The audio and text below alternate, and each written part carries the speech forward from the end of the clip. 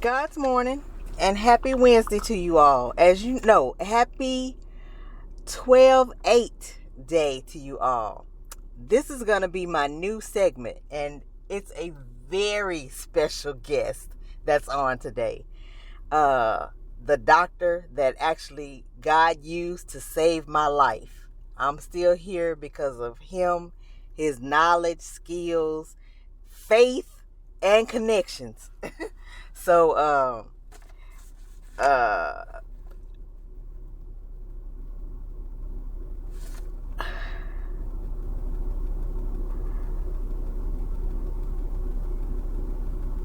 as you know, today my special guest of my first Did You Know of 12/8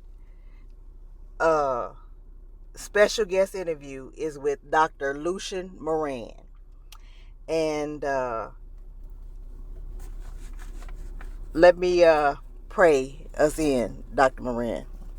Absolutely. Heavenly Father, we come to you today asking for your guidance, wisdom, and support as we begin this podcast interview. Help us engage in meaningful discussion and allowing it to fall on fertile ground. Give us the right words to say to capture people's attention, and I pray that they share this interview with whoever they believe could also benefit from something they learned or heard today, or was edutainment, being educated and entertained. These are our prayers through Jesus Christ, our Lord and Savior. Amen. So, Dr. Lucien Mirrane,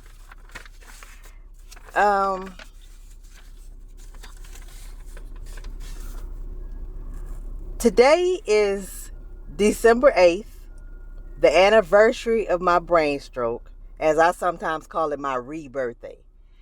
And I'm so grateful for having the honor and privilege to interview the man, Dr. Lucien Mirrane, who God used to save my life from both the rare and unknown birth defect that had ran in my family's bloodline for several generations until it ran up on me, as I am proud to be the generational curse breaker of my family. And not only did he use his knowledge and skills and connections, but his faith to ensure that I had the chance to continue living my life, to be here for my family, friends, and associates, not to mention the newborn baby that I'd had, and the man that God used, the other man, my husband that God used, Alex, who awoke from his light sleep as he heard me gurgling on the other side of the bed. And when he called my name and I didn't respond, he got up and came over and found me stroked out on the other side of the bed with our less than 7-day-old baby sleeping between us. And by the way, she hadn't yet quite made it to 7 days yet, because it was just that early in the morning.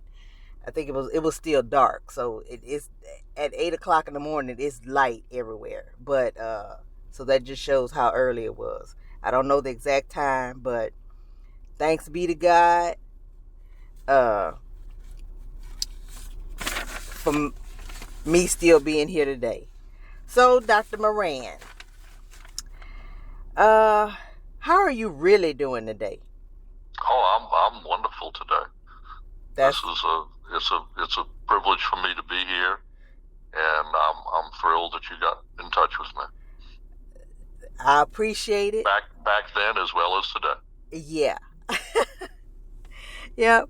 But and this is my platform to share my many messes that God changes into my messages. So would you care to share the miraculous backstory of how it came to be that you be the neurologist on time, on duty at the time that I came in for my life-threatening and emergency surgery? Well, we would all share call the neurosurgeons that were on staff, and that was a weekday, as I recall. So it wasn't a weekend. I think it was a Wednesday. Yeah, it was the middle of the week, and so I was on call that Wednesday, and I got the call to the emergency room, and by the ER doc, and looked at your scan, came to the emergency room, evaluated you, and knew that you who needed an emergency operation Yeah. to survive this hemorrhage. Yes. There's two types of strokes that we have, but yet it's what one called, the layman's term we use is a wet stroke or a dry stroke. A dry stroke is usually the ones that happen to older folks. Okay, and that's the twisted mouth and the arm that's part of the body is paralyzed. Yes. Okay. And yours was too. You were weak on your right side, but you were in a coma. Okay. You didn't realize it. Okay. And you had you weren't able to speak. But what happens is, in a younger person, it's usually a wet stroke. It's a hemorrhage with blood. And in your case, we were very suspicious because you were a young patient and especially just postpartum. Yes. That you had a possible AVM. Yep. Which the blood volume is tremendously increased in pregnant ladies. And around the postpartum area, timing, you're just starting to get rid of all that extra blood and plasma. Yeah. And so what happens is, because your tank is too full, so to speak. My cup runneth over. Yeah. That the AVM that you had was more at risk to bleed during those periods of time. And so we're always very suspicious if a younger lady who is obviously pregnant or just had a baby may be harboring one of these things. Wow. AVMs. And so it brings a different layer of what we do in surgery to know this ahead of time, rather than just jump in and operate on the clot and remove it, because we know that there's something more there. Yeah. And that's why it wasn't only that, but the CT scan, but the angiogram that we did, or arteriogram. And at the time, I don't recall whether it was a CT angio or a regular angio. CT angio would have been quicker. So under the circumstances, that's what it probably was, the quicker of the two tests to give us that information. Yeah. So that's what brought all this about. So how did you know, had you ever had a patient who had the condition that I had? And how did you know? Go ahead. It's fairly rare, but yes, I've had a few. Okay. And plus, you just if this is an 80-year-old, it's probably not an AVM. Yeah. But if it's a younger person, a woman, particularly postpartum or right at the time of birth, you're highly suspicious of this condition. But I think it's funny because Zahn Michelle was my fourth baby. I had 3 other babies. My first baby, I was 18, and I had her, and it's funny because that was an emergency surgery too. I had to have an emergency C-section with her because some kind of way I had developed an infection in my placenta. And I was like, what? Who has? And they said that if they didn't do surgery immediately, I could die. So they had to do an emergency cesarean section. Yeah, get her out. And me and her was in the hospital for like 7 days after, and we both were on antibiotics. But I have no idea how I contracted that. How does anyone get an infection in their placenta? That's a good question. I'm not an OB, but it can happen. I mean, if you, it's a very vascular, number one, it's a very vascular organ. The placenta is an organ. And if you had even just something like brushing your teeth, or if you had, when we brush our teeth or floss our teeth, we get bugs in our blood. And that can cause a septic reaction of sepsis, and most of that is usually knocked out by our immune system. But perhaps around the time of pregnancy, your immune system's maybe not quite as good because of the stress of the pregnancy, and it goes to a vascular organ, the bugs in the blood, and that's my guess, educated guess. That's amazing to me. You say bugs when you brushing your teeth? Well, yeah, absolutely. When we floss or brush our teeth, we will bleed a little bit around the gums sometimes, and that's just one example. But you might have. There's other ways you can do it, but that's one of the more common ways. But that's amazing to me. This is America. This is modern day America. We don't have bugs in our houses. You mean like what kind of bugs? I should say bacteria. Okay. It's bacteria. That makes a big difference. Because I was like, we don't have no bugs in our house. No, it's bacteria. Okay. And those bacteria get. I know bacteria is everywhere. Yeah. So. Oh yes, yeah. Absolutely. Yeah. Because I was like, what kind of? We don't have any bugs in our house. What kind of bugs? No. Thanks for verifying that. We kind of use in the medical field. Yeah. Okay. We just kind of say, oh, you got those bugs floating around, So, but I mean, my mom even mentioned that I had a praying doctor who did my surgery, and after you performed the surgery, you told her that, you told them, the family, that it was all up in God's hands now. You did all you knew how to do. Right. And from that point on, I was in God's hands. Yes. That is deep. We opened, your skull, took the blood clot out, and at the same time removed the vascular malformation that had bled, and there was probably a little bit of damaged brain that we removed as well. Yeah. And then close you up, and we've done what we were taught to do. Wow. And it's in God's hands from there. I mean, we in your hands, the difficult recovery that you went through in rehab. Yeah. It's that's just the first part of it, the surgery. Yeah, because I had. Now, if you don't do the surgery, you're not going to get through the other. So you got to go take the steps each one at a time. Oh, well, that's most definitely. Had you not done the surgery when I was, and that's amazing how the timing of everything happened just like clockwork. It was right on time, and it's like nobody can make things happen like that. Because you didn't know me. Even after I came in, I just got in touch with you years later after I went and saw my neurologist. And I was like, I want to interview Dr. Mirrane. And he was like, well, I think he's, retired now and lives in Florida. I was like, really? He's like, yeah.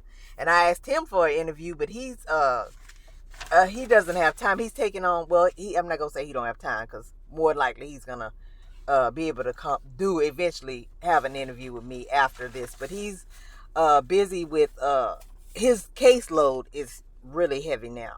Yes, so, it is. I'm aware of that. Yeah. So that's why he'll do it one day for you. Yeah.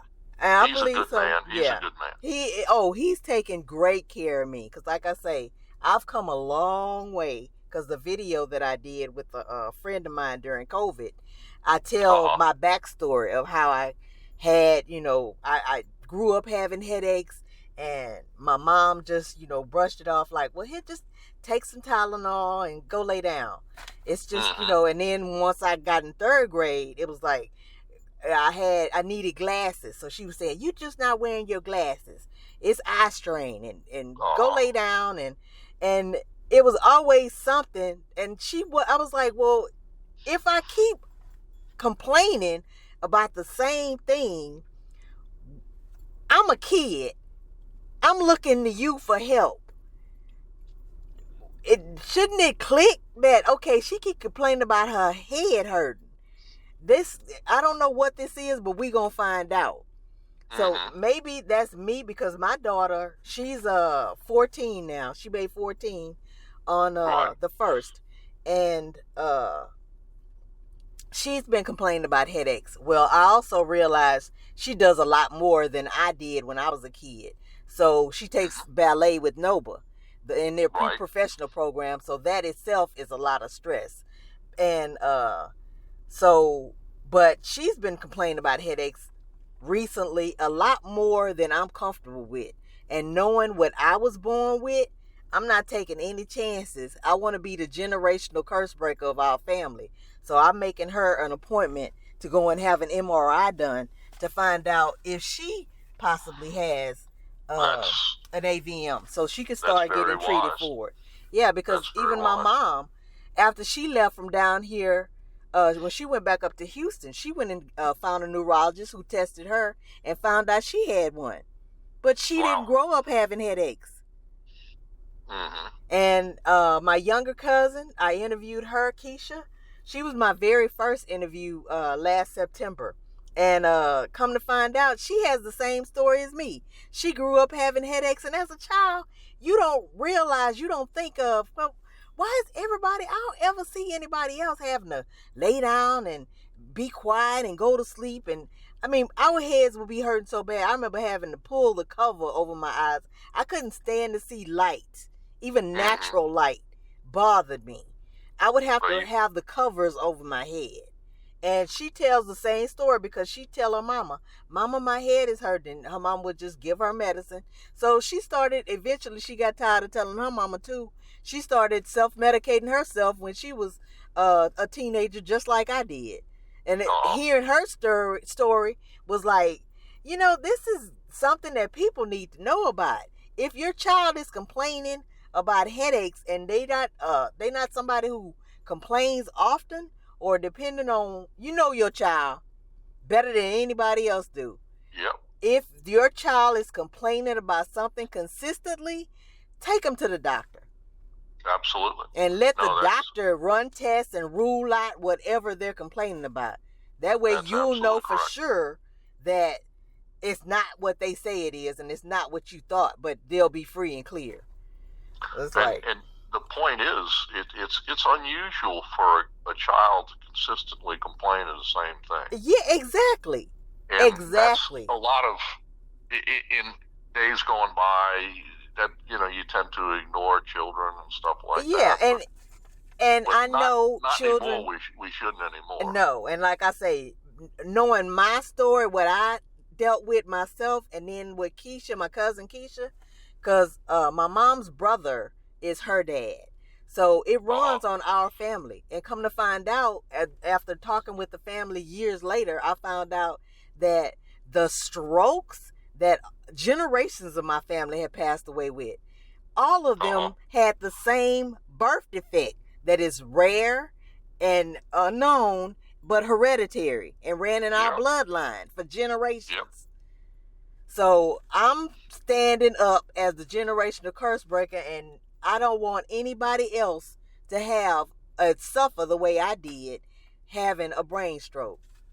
Because I had a long way. It's been a long journey. But I am so happy to be back to where I am today. Yep. So, do you believe that God gives preferential treatment or favor to doctors who are believers who pray versus unbelievers who don't? Well, I would. There's two ways to look at that. Mm-hmm. I think naturally you'd want to say that yes, he gives preferential treatment. Mm-hmm. But there again, too, God is big enough, and not being a human, he's above us. Yes. He would say, well, this man's going to take, or a lady's going to take care of people, and I'm going to treat them all equally. Yeah. You see what I'm saying? Yes. So he doesn't have favorites. I tell you, yes, he's not going to play favorites with people, because those people that need the doctor may certainly believe in him. Yeah. So that's the way I look at it. And they can have an unbelieving doctor taking care of them. Yeah, but still, he wants that doctor to do a good job on that patient as well. Definitely. Yeah. But you know what? It's for a doctor who does believe. Mm-hmm. I think it's somewhat. What we're doing is very stressful and very, very difficult. Mm-hmm. And if you kind of shoulder some of that with him, and share some of that stress with him, it puts you more at ease. Yeah. That's what I would say is a plus, and it may be more of a plus for the doctor. Yeah. And as a result, if your doctor's more at ease, and it may be better for the patient. So there's two ways to look at it. Yeah. And so I always there's actually I don't have it. I wish I had it. I should have brought it. A surgeon's prayer that we frequently use. And it's basically asking him to we're putting our faith in him to guide us with all the knowledge that he has given us. Wow. And to put it to our brains and hands and make us perform to help the patient as best we can. Yeah. And it's a surgeon's prayer, and it's very commonly used by doctors. That's wonderful to know. I know it because I had no, and it's just in everyday life, you don't think about stuff like that you want a praying doctor, a believing doctor to pray before he does anything. And we just, as people, just take for granted that, they just go to whatever doctor somebody referred them to. And it's like, no, really, it needs to be more than that. More thought needs to go into it than just somebody referral because they were popular. And we tend to, I think most of us tend to kind of keep that to ourselves and just, you don't want to come across like somebody in a tent out in the street. Yeah, like a holy roller. Yeah. So it's more personal. Yeah, and I understand. And so that's how most doctors would look at it, I believe. Yeah. And I was told by my husband's mother, my mother-in-law, that I also had a mild heart attack while I was in recovery from my brain surgery. Do you know anything? Maybe I don't specifically. I can't say that I specifically remember that. But if you did, if there was some cardiac issues, we certainly would have. I don't know. Did you? If we certainly would have had a cardiologist check you out, and naturally, the anesthesiologist would check you out first. Yeah. And I don't remember. If we felt that a cardiologist was necessary, that would have been done immediately as well. Yeah. I don't remember anything from that time, even to the point where. You let the driving to us. Exactly. Y'all were in full control. Right. Because I don't even remember being transferred to Turo Infirmary. But come to find out, that was a hospital that you had worked at before, and you knew they had a good rehab department. Their rehab department was the best in the area. That's good, because they did a wonderful job. Like I told you, because I had to relearn how to do everything all over. I was like a big baby. Well, and that's the beauty of our brains. It's very plastic. Yes. And you have that capability, especially the younger you are. Yes. And so it's a marvelous organ, the most marvelous organ on the face of the earth, actually. Yeah. Is the human brain, and it was such a privilege to be able to work on. That's one of the things we took very, very seriously. Yeah. because I had to relearn to do everything. But again, it was like a clean slate. I was like a big baby.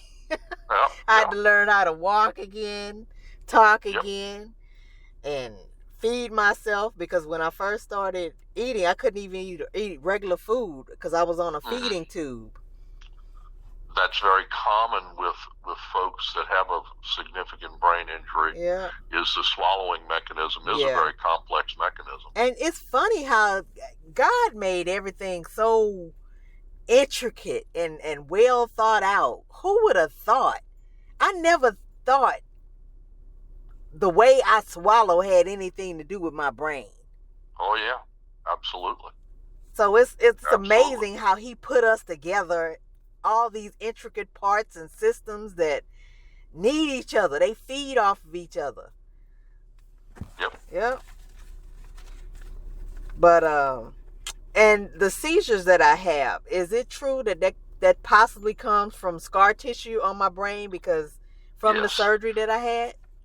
That, and also patients with sometimes will have, like, if they have an AVM, they will have many tiny little hemorrhages that really don't cause much in the way of symptoms, other than what happens is the blood will get out in and around the brain tissue, and just a little bit of blood, tiny amounts, and irritate the cortex, the neurons, and that will cause a seizure. So sometimes, actually, I've seen patients present not with a hemorrhage, but with a seizure, and you scan them and you find the AVM.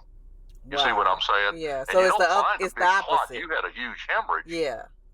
But we find the AVM, and that is, again, is a very common presentation of AVMs in younger people, is they present with seizures. Wow. That's amazing. And so unfortunately you had the double whammy. Yeah. you had the huge hemorrhage, and then due to the scar tissue and the surgery, and we go in and irritate things when we go in there. But you know what? I remember, to do what we have to do, it will, and scar tissue will be the result of that. Yeah. And that can incite seizure activity. Yeah. But it's also amazing because I remember from when I was in labor, before I gave my final push, it's like, I don't remember whether I speak about this in the video, the interview testimony I did with Johanna Okwani. Did you check out that link? I'm retelling the story from what my husband has shared with me.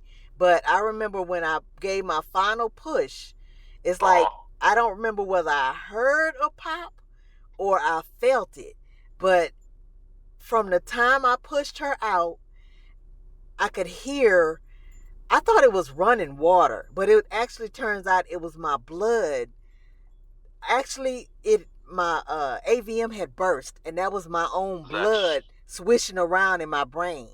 And I had a major headache, the worst headache ever. I compare it to a headache on steroids, because that was the worst headache I had ever had in my entire life.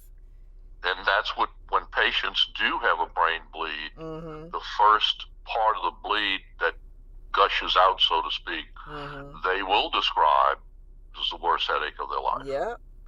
And I dealt with that for almost, it wasn't a complete 7 days since when I had my husband woke up and found me stroked out on the other side of the bed without newborn, laying there sleeping quietly between us. Right. But he had called my name because he woke up because he heard me gurgling. And then he got up when I didn't answer. He got up to come over there and see about me, because he know, what's going on. Yeah, what he know, when I left the hospital, I had been complaining ever since I had her that I had a bad headache, and all they could give me in the hospital was Tylenol. Well, that Tylenol wasn't doing anything.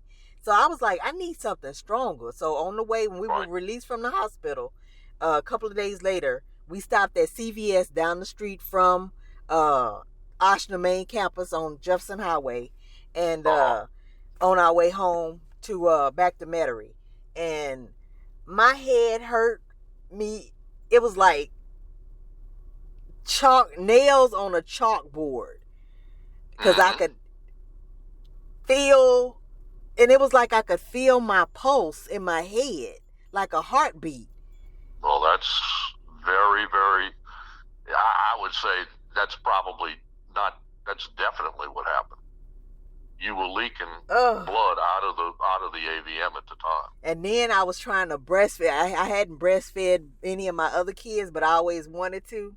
And I was trying to breastfeed my baby, but between because breastfeeding is painful, and I don't know whether I wouldn't know, but okay.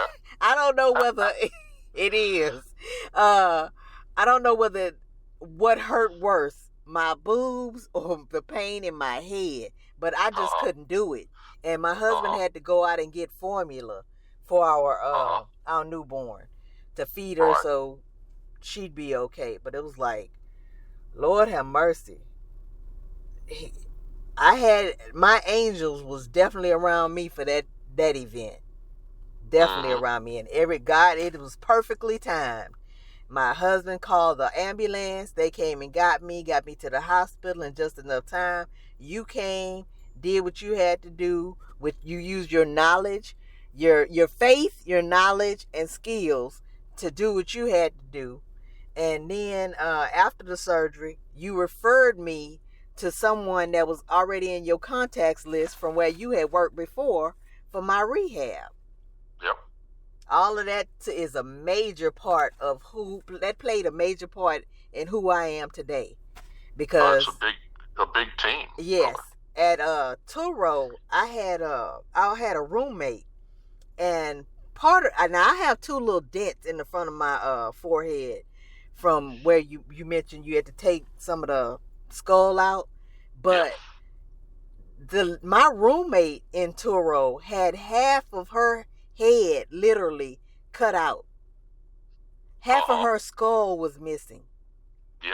And you could see that deep slit from where part of her skull was missing, and it looked really weird. And I was like, oh my God. And my little dents compared to that, and as a matter of fact, it's been so long now, I don't even see them anymore. And to keep in my mind what all I've been through, 12/8, I keep the left side of my head shaved. So I have a backstory on that. My then youngest daughter, well, my next to the youngest daughter, was having some trouble, and she was in the military. She was living up in DC. So I went up there to help her. And I didn't have a clue. I didn't remember. I didn't realize I had a scar in my head until we went to do some, girl time. And we went to this hairdresser to get our dues done. And I remember back in the day, I used to wear both of my sides shaved. And I asked her if she could shave my left side so that that would be a visual reminder of what I went through. So she was like, okay. So she got the shaving, and she was like, what? You have a scar in your head? And I was like, huh? And she gave me the mirror, and she was like, it is funny because it looks like a horseshoe. Yes, that's. And I was like, oh my God. So I made it a point. I keep that side of my head. That's my testimony.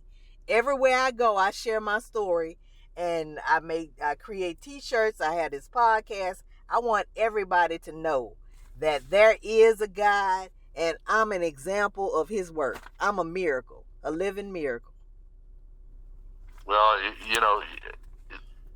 if this had happened, I would say 50, 75 years ago, even sometimes if it happened today, you're not going to live. But certainly 50, 75 years ago, the likelihood that you would survive this, certainly 100 years ago, would be almost zero. Yep. I believe that. Because like I say, I'm the generational curse breaker. Because I don't know whether this was something you learned in school, that there's different types of strokes. But I believe that God kept me here for a reason. So I'm using this platform that he gave me to share my story. And then in case other people think, oh, she just a Christian. Girl, why didn't you try it this way? Because I've had people do that. They like, you just being extra. I just do this, and that. I could do exactly this, and that, and it won't work out for me the same way. That's just not my life. My life is full of mistakes, mishaps, but God takes all of my messes and turns them into messages that I'm here sharing on the platform that he gave me. So, well, that's a wonderful thing. Yep, and hopes that it'll help somebody else. Yep. So, now let's move on to your upbringing. Okay. Your family. Who were you raised by? My mom and dad. I lived in and was brought up in Metairie, born at Baptist Hospital. Okay. And lived in Metairie and went to school in Metairie at St. Francis on Metairie Road. Okay.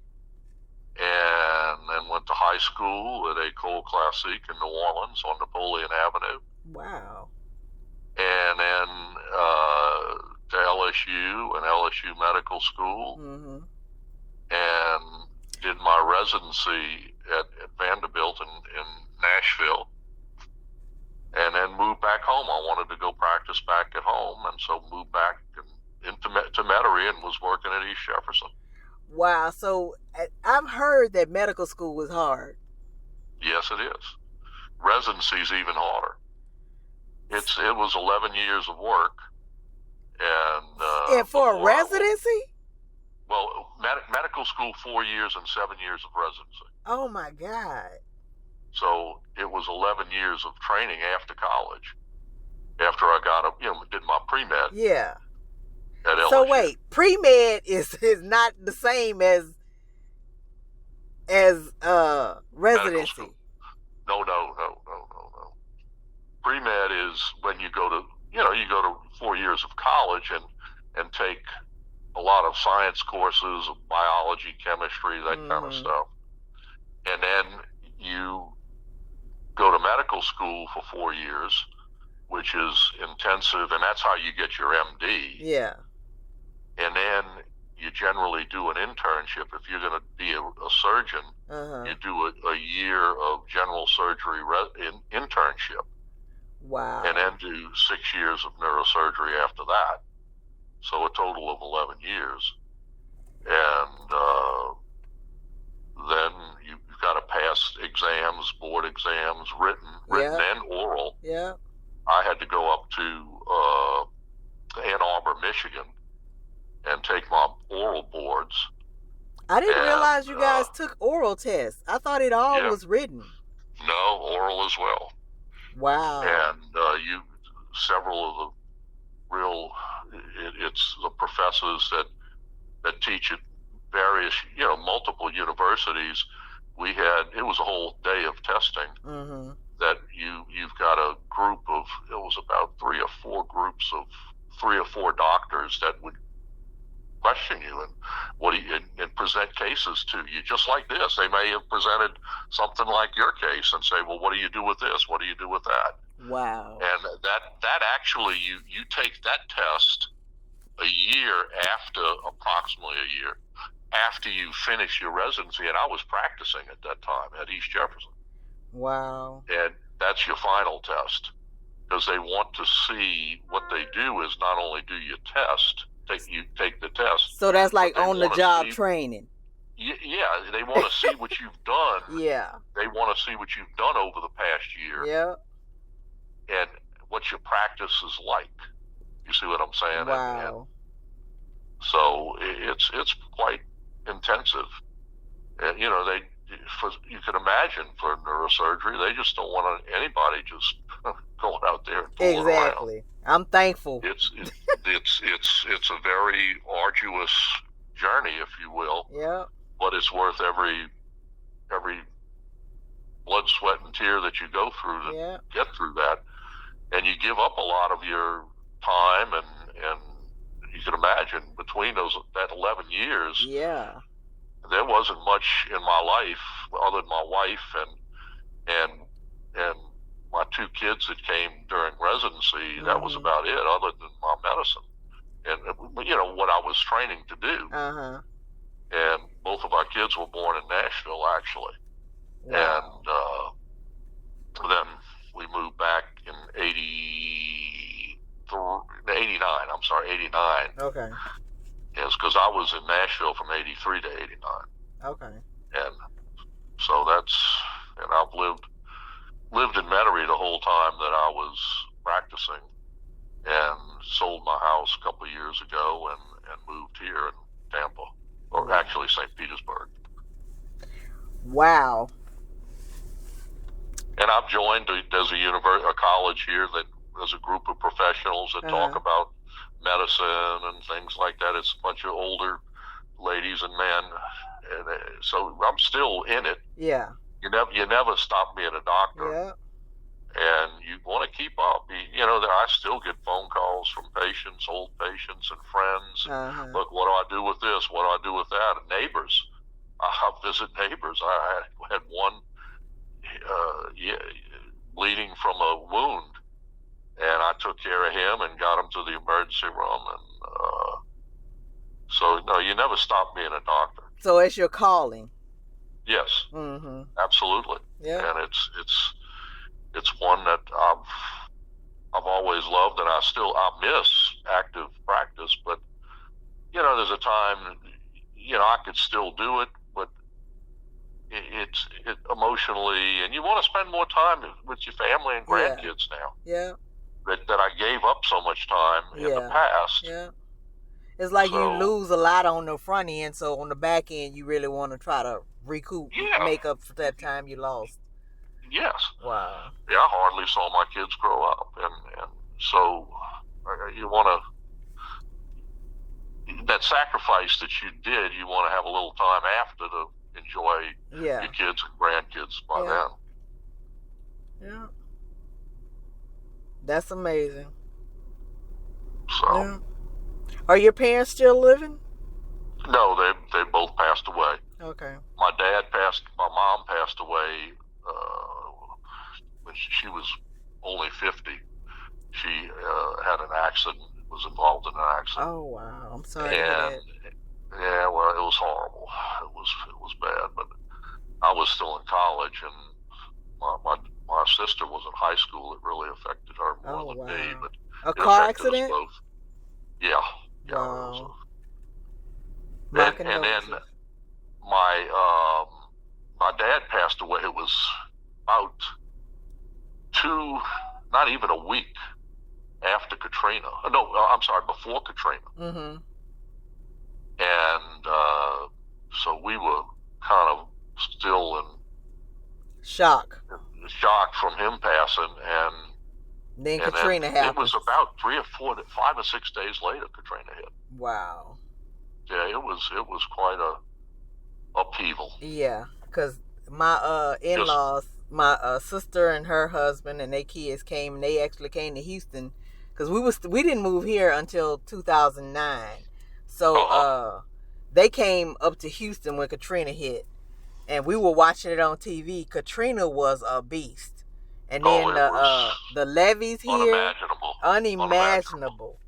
And the care that the government, the way the government treated the people here during that time, it was terrible. Yeah, terrible. But they didn't have any concept or any idea how bad it was, because Katrina was a whole different beast. I mean, I lived through several other hurricanes as a kid growing up. Yeah. And they were nothing compared to this. Yeah. And Katrina was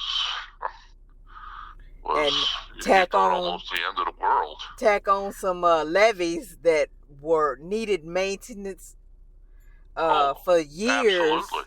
That have been neglected. Yep. That's a recipe for disaster. Which exactly, Katrina was a major disaster. Yeah. And the people like to blame God on things and stuff like that. It wasn't God's fault. Nope. We man's screwed fault. it up. It was a man-made disaster. It truly was. Yeah, because had those levees been maintained the way they were supposed to be maintained, the storm itself wouldn't have been that bad. Even though it was the worst hurricane, it wouldn't have been that bad if the levees would have held up. If the levees didn't break, absolutely, it would have been terrible, but it wouldn't have been that bad. Yeah. People still, and a lot of people, it displaced a lot of families. I have a guy, Burnell Colton. He lives in the 9th Ward, and supposedly a lot of the 9th Ward still hasn't. This has been, 19 years. Yeah. 19 years. And a lot of that area has not come back. And him and his wife has started a store for that community because nothing. It's like a lot of the houses are deserted. Like that area, yes. It's like a ghost town. So they have a little store where people can come and they even have for kids to have internet to do the homework, because now everything is technologically advanced. So if you don't have internet, you screwed.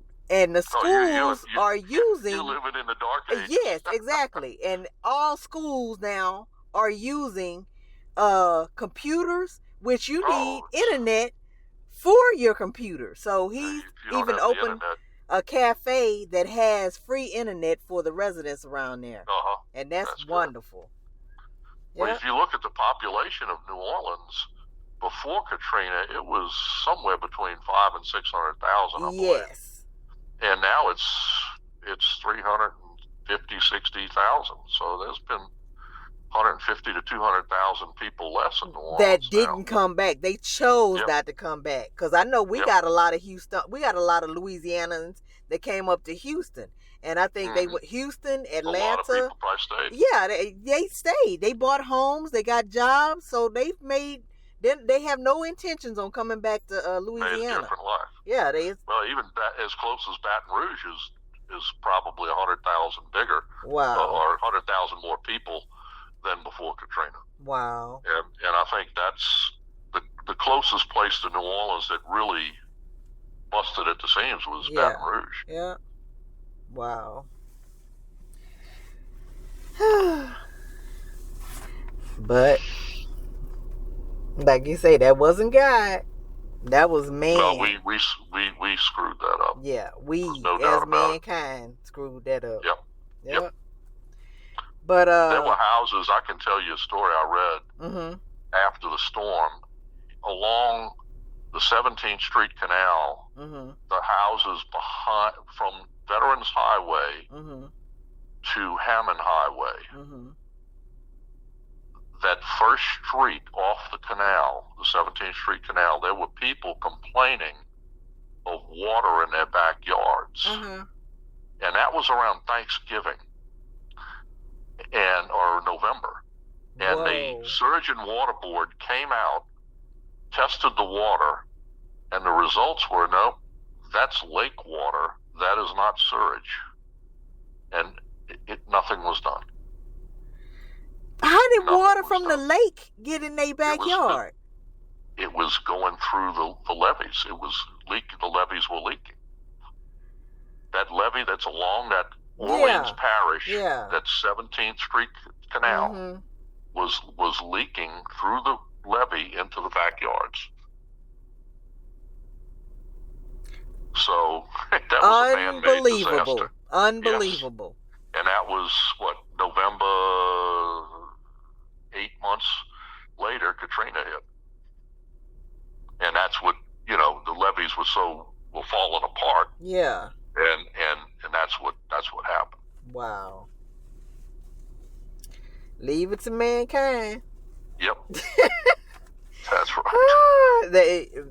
We've been failing from the very beginning. God made Adam and Eve.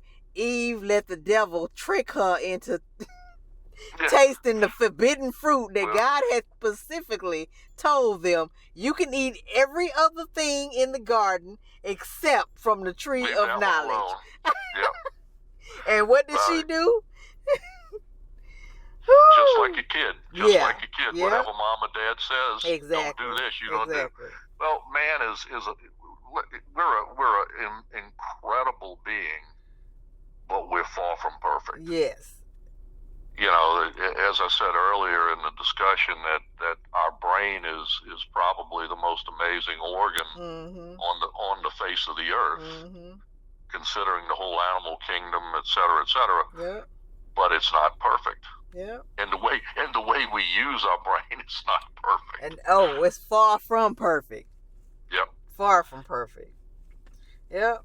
So, how many siblings do you have? I know you mentioned you had a sister. I have a sister, yeah, and she lives down the street from me. That's why we moved here.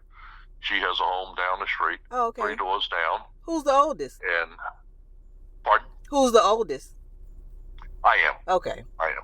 How many years apart are you guys?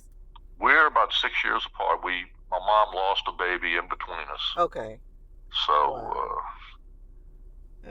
anyway, we're very close. That's good. Yeah. Every family has a saying that they live by in their household. What was yours? Let's see. The words of wisdom, something you heard a lot growing up. Let me think about that. I guess I was always, believe it or not, I was kind of a wild kid. Mm-hmm. What? Not crazy wild, but I like playing ball and all that kind of stuff. And I would have to say that they would urge me to study, get in your room and study, because I was out running the streets playing ball, etc. and I was gifted with a good mind, and because of that, I guess I took advantage of it. Yeah. And I didn't. There was a lot of things I didn't have to study a lot. Yeah. Must be nice. As you go farther along, it changes. Yeah. You go from grammar school, you go to high school, it gets harder. Exactly. You go from high school to college, it gets harder. Yeah. You go from college to medical school, it gets harder. Yeah. And so that came back to ring. I had to stick my nose in the books longer, and so it was get in your room and study. And I learned to do that on my own eventually, obviously. Yeah. And because it was an arduous, a rigorous, whatever you want to call it, task to go from, I always say, I went through 29th grade for all those years. So, wow. You amazing. You are amazing. I think I did what, I was given some tools and given a good mind. Yeah. And I used it, and because it would have been wasteful not to. Exactly. But plenty of people don't do that, though. God gave it to you. A lot of people waste it. Yes, you're right. Yes, they don't. They don't take life serious. They think, we all just here. It ain't no higher being. And it's like, are you serious? Why do you think you're breathing? Why do you think you wake up, you're blessed to wake up every morning? Just the And we all have talents. Yes. Everybody has talents. And God has given us that. Yes. And freely. If we don't use it, I suppose it's sinful. Yeah. It truly is. Yeah. Well, like they say, the richest place in the world is the graveyard. That's right. Because a lot of people who don't use their talents, they die with them, and it's buried. Yep. That's true. Yep. Very, very true. Yeah.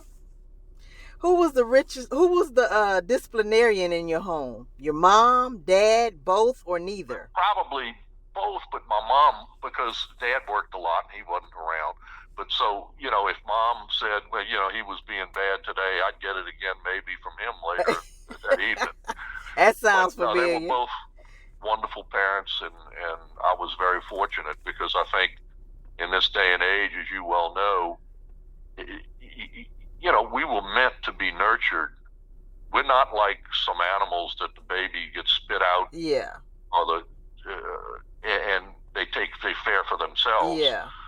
The human baby takes a tremendous amount of nurturing, and you get a miraculous outcome, but it takes 20, 30 years if you think about it. Yep. It just doesn't happen overnight. No, it doesn't. Being a parent, I now see that, no, you don't. When I thought I was grown, no, I wasn't grown. I'm still learning. No, you don't learn. If you're really smart, you don't stop learning until the day you die. Yeah, exactly. Life is a lesson. I always would say, if you were a doctor and you figured you knew it all, I'd tell a patient, run away from somebody like that. Because you don't stop learning.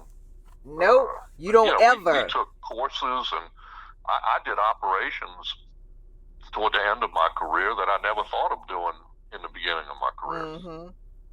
So you have courses, you have meetings you go to, and continuing medical education, we call it CME. And I still do some of that. Yeah. That's good, though. It keeps your brain. You're a doctor. You're a doctor. It keeps your brain pliable. Working. Yeah. Yep. Because if you don't use it, you lose it. Exactly. Yeah. So, Faith, would you say your family was religious? And what religion were you raised in? We were Catholic. Okay. Went to Catholic school for, well, École was a Catholic school kind of too. Okay. Really through high school. And so, that was a big part of our lives. Okay. Did you attend Remember church? I mentioned St. Francis on Metairie Road? Yeah. And I still went there before I moved here. Cool. So from the time I was christened, till through First Communion, confirmation, all that stuff. Cool. So you guys attended church regularly as a family? Yeah. Oh, yeah. Okay. Yeah. And we did with my kids, and now they're grown and gone, And carrying on the families, generation. So, Yep. The tradition. Yep. What was your favorite part of church as a child? I guess Christmas season. But I guess that was partially being selfish, because it was so much fun. You got all your presents and everything. Yeah, exactly. But still, the Christmas season to me is so it's a wonderful season. Yeah. Everybody's nice to each other, good to each other, giving. And the family get-togethers, and the holiday, that to me is very, very important.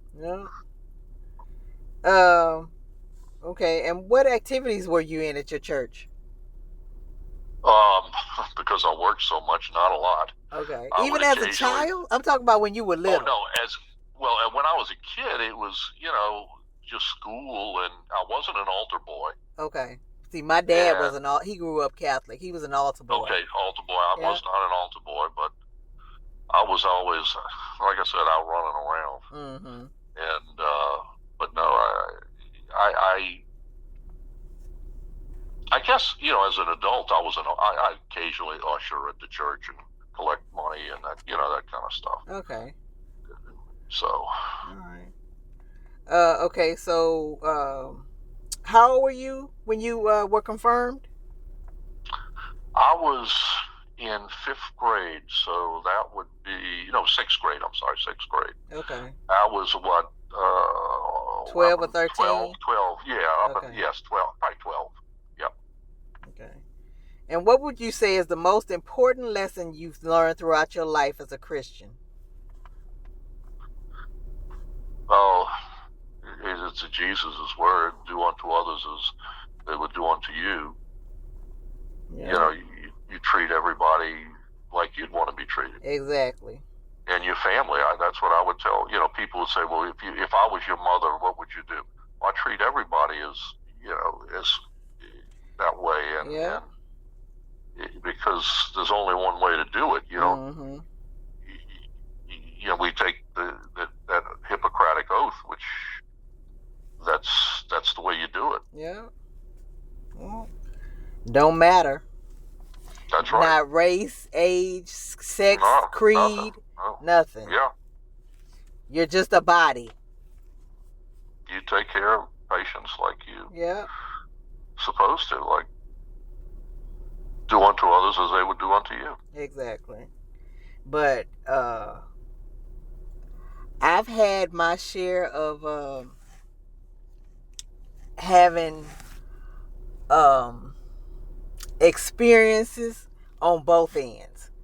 Because when I was in my mid-20s, I had a situation where I was literally bent over at the waist trying to get my kids ironing their clothes for school and fixing their breakfast, and my stomach was killing me and I couldn't understand why.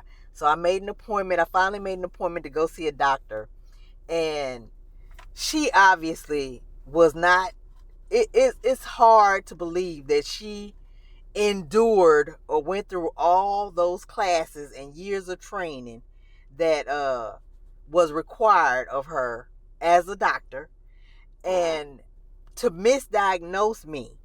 My gallbladder was about to burst. Oh. So I had to have it removed completely, and but I didn't get that diagnosis from her. She told me that I was just a hard-working mother. At that time, I had a business, and she said I was just stressed. It was stress, and I just needed to relax. No medication, nothing. So I was like, okay, thank you. So I went back home, dealing with the same stomach aches, and finally I made an appointment with another doctor. And as soon as I explained to her what I had been going through, she said, I'm going to refer you to another doctor that specializes in, I forget what part of the body, but the mid part of the body. And gastroenterology, probably. Yes.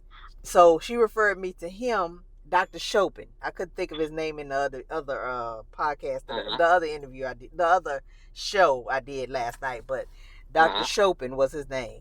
So she referred me to Dr. Chopin. I went and told him exactly what I told the other two doctors, and he ran a test and told me that my gallbladder was inflamed and I needed to go to the hospital and check myself in immediately before it burst. So I explained, I was like, I can't, I was freaked out. I was like, I can't do that. I have kids at home that I need to take care of. My husband, I need to let him know what's going on. So he gave me the weekend. He said, but I want you at the hospital Monday morning so I could do your surgery to take that gallbladder out before you die. So I'm like, oh my God, because if the bile would have got in my system and my bloodstream, that could have killed me. People used to die from that. Yeah. And what would happen too, they could get infected. Yes. And you could get peritonitis. People died from that. It could cause a lot of problems. Absolutely. But that freaked me out. So no, my worst yet. And it's funny because I'm like, I can't understand how he couldn't believe that I was that young having that problem. But as I understand it now, it's that's something else that runs in our bloodline, because my grandmother, she'd always ate vegetables and would eat healthy, small portions, but she had the exact same surgery that I had 1 year after I had it. And I couldn't. So that's what must have fooled that other doctor. Yeah. It was already in my system. Yeah. From hereditary, regardless of how I ate. It wasn't because I thought it was because of my diet, because my diet was trash. But I ate fried foods, chocolate and starches, and very few fresh vegetables and fruits. But I thought it was just me having a trash diet and lifestyle. But no, that was something else that was part of our hereditary that ran in my bloodline. Yeah. Right. So, okay, as your childhood, as a child, were you talkative or quiet, a liar or honest, selfish or kind-hearted, stubborn or easygoing, a bully or a nice kid, a lover or a hater, bossy or passive, curious or unconcerned? You can pick several. I was probably very curious, obviously. Okay. I was not a quiet kid. Okay. In fact, I never forget the Monsignor over at St. Francis. Uh-huh. When he would pass out the report cards, and he was, I always exaggerate and joke about it, but he was about 9 feet tall and had steel blue eyes. Oh my God. Like laser beams. And he'd hand out the report cards, sit at a desk in an auditorium where we were all lined up going around him. And I had good grades, but my conduct always had a C in conduct. Wow, because you talk too much. Yeah, I just like, and he would look at me with those steel blue eyes. He says, "Well, Mirrane, your grades are pretty good, but you can't keep your mouth shut, can you?" And I just was mumbling, "Yes, yes, Monsignor, yes, Monsignor." And I just shook away from the desk. And but that, yeah, no, and I was always too afraid to lie, because I knew my mother and father would, and that's the thing of having a great mother and dad was, you can't fool them. No. So there was no sense in lying. You had to be honest. Because you know your kids. Yeah, regardless of what comes out of their mouth, you know them. You're the one raising them. So you know them better than they know themselves. and so I was, I was afraid not to be honest. And that's the way you learn. You learn because you're afraid not to know. Yeah. That's part of why we learn is that's what we're supposed to do. Yeah. And I got along with people too. That's another thing. I always got along with people.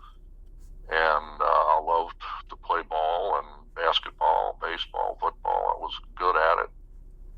And that's when you're in team sports. That also, I think, helps you work with other people as you grow up. Yeah, that molds you and gets you ready. Yeah. Yep. So that's kind of how I was growing up. I was, I think, well liked by other people because, I just was nice to other people. Okay. Which is the best way to be. I mean, why would you be mean to somebody? Well, and if you're going to be a good doctor, you find something else to do. Go rob banks or something like that. Exactly. But if you're going to be a good doctor, you got to be good to people. Yeah. To be successful at it anyway. So, and what did you want? Did you want to be a doctor when you grew up? Yeah, I kind of was very interested in that. I sure was. I always liked the sciences, biology, chemistry, and so I always gravitated toward that. Okay. So. Okay, and what is your favorite childhood memory, and why? Let's see. Favorite childhood memory.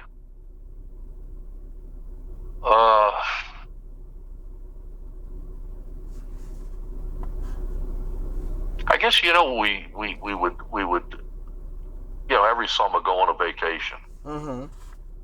And with the family, and I guess that was a lot of fun. So you mean trips, not?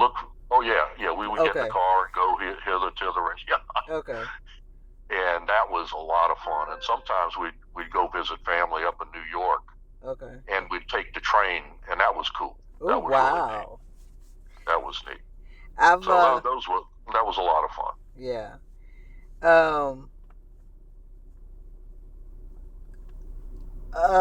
I took one train trip with my grandparents, because my grandmother I grew up with my grandmother like my mom, and she's 98 years old now. I was Wow, able. that's fabulous. Yes, I was able to go and visit. This is the same grandmother that had the surgery the year after I did, and whose family, the birth defect that I was born with, whose side, this is her family, my mom's mom. But the year before my grandfather died, her husband, we took a train trip to Philadelphia, and I felt so special because I was the oldest grandchild, and she was one of my favorite people.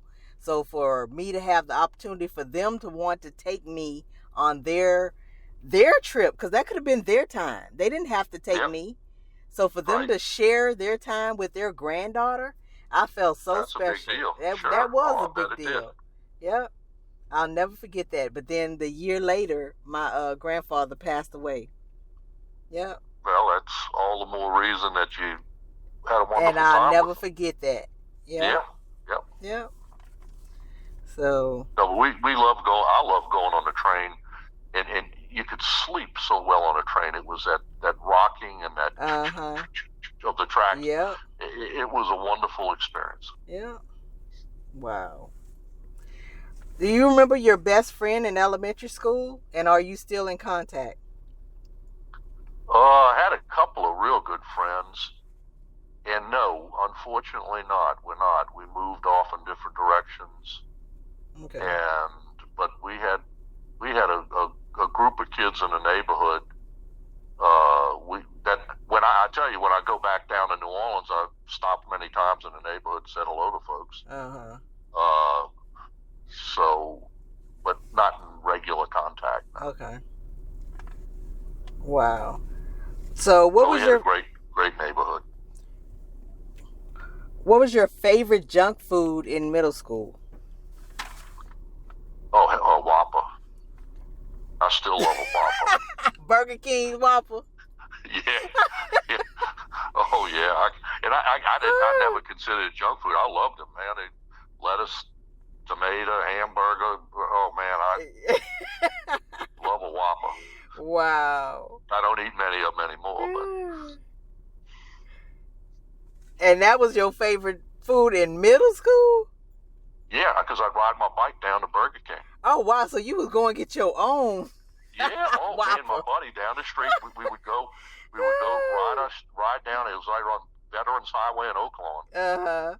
That same Burger King's still there, and we'd ride our bikes over there. And we thought my mama gave us each. We had $1. The Whopper was 37 cents. Huh? And the 37 cents. French fries were probably $0.25, and the Coke $0.25. $1. You could have your whole lunch. Wow. Yeah, we were. That was a big deal. That sounds like a lot of fun too. And paying 37 cents, it's like, oh my God. Now a Whopper is at least $6. I was gonna say yeah. But it was 37 cents a Whopper when it first opened. That's amazing. I was probably around 10 when that place opened. Okay. And I kept going. I mean, we'd 10, 12, 13 years old, we'd ride our bikes down over there. And I was then in high school. But, oh yeah, we would go down and I'll tell you another fun thing we used to do. The kids in the neighborhood, my mom and my friends' moms, they'd switch turns, and they would drop us off at the Canal Streetcar on Metairie Road or City Park Avenue, and we'd go down to the Sanger or whatever, go watch a movie, and go and eat at the cafeteria, A&G cafeteria or something downtown. And that was a big deal for us. Wow. So. Good times. Yep. Oh yeah. We had the 60s was a great time to grow up. There was very little bad things going on, and kids could run around all over the place and not, be in danger. Yeah. It was a different world. You know, it's funny because for Thanksgiving, Interviewed 2 older ladies. I wanted to interview my grandmother because she's real talkative, but now she's going back into that baby phase where she just ate and was asleep. Okay. And I had the intention. I went down there, to visit her. I was like, "Hey, Big Mama," and she's like, "Is that my baby? That's Ree?" I was like, "Yeah." She's like, "Oh my God, is it Christmas?" I was like, "No, it's not even Thanksgiving yet." Because I went the beginning of November, and she was like, "Oh my God, thank you so much. I am so happy that you came to see me." And she's blind, so I'm like, "See you, Mama? You mean hear me?" Or have me come here and visit you? She was like, "Yeah, they had you visit me." But she, obviously, she's so used to saying "see." She said "see." I'm like, but I knew what she meant. But it felt good to be welcome back home like that, and because it always feels good to go back home, but to know that she felt that way, was that excited, it felt like it was Christmas that I had came to see her. That meant everything. Everything. So okay, what were you a part of? And I was gonna say, the other ladies that I interviewed, one was from my church. She made 97, Miss Edna, and Miss Irethia is part of my senior exercise group. And when I first got in there, I'm like, well, I'm not a senior, but they start at 50. And I know that I needed, even though I don't have therapy anymore for my rehab, I still need, because I have arthritis in my hip from a fall that I took down the stairs in the apartment we was living in after I was released from the hospital. And I still have arthritis in that hip. And sometimes I'm real stiff because our daughter takes ballet. So a lot of times I'm her chauffeur. I take her to school, pick her up, and I take her to her dance lessons. And while she's in her lessons, I'm usually sitting in the truck working on something. And but my hip gets real stiff. And so I need to work out. I used to go and walk around Audubon Park and do my guide walks, and I would have my time with him and admire the creation in nature, walking around the track, and enjoy all of his creatures. But I don't do that anymore. So after I had stopped going to the classes, and I noticed a difference. And it's like God put it on my mind. He's like, you feeling that because you're not going work out. You going home, you dropping your daughter off, you going straight home, staying in that house until it's time to go back and pick up. Or you go and run errands and then come back and pick up. You need to be more social and work your body. So I've started going back, and after I talked to Miss Irethia, who is 86 in our class, and she don't let anything other than doctor's appointments, and she even try to schedule those around her our exercise classes. But she lets very little come between her attending those classes and her not coming. So it's like, you know what? You gonna be my role model. If you don't let nothing come in the way between you and these classes, and she don't just take the classes that's twice a week at the Lion Center, and she lives in Gentilly. She drives from Gentilly to Lion Center for twice a week, and then she takes classes over at another center across the river. But it's like, she is active. And if you see, she's still wearing little heels. She gets out her car, and on Thursday we have floor exercises. She gets out our car with her little heels on. I'm like, at 86. I'm like, I can't wear heels like that. She amazes me. I'm like, you know what? You're my shero. You're going to be my example. Because if you don't let nothing come between you coming to class, you let very little, unless she's sick or just have to go to the doctor at that time. That's the only appointment she can get. She's in class. Well, remember we said, if you don't use it, you lose it. Yeah, Same exactly. thing with your body as well. Exactly. As we talked about the brain. Yeah. But your body as well. Yeah. So. That's another thing I do. I regularly exercise no less than 5-6 days a week. Yeah. 5-6 days? Oh, yeah. Oh, my God. See, I used to, when I do my God walks, I used to go every day after I drop my daughter off at school. So it'd be 5 days a week. But when I first started going to the exercise classes a couple of years ago, I would go do my God walks first.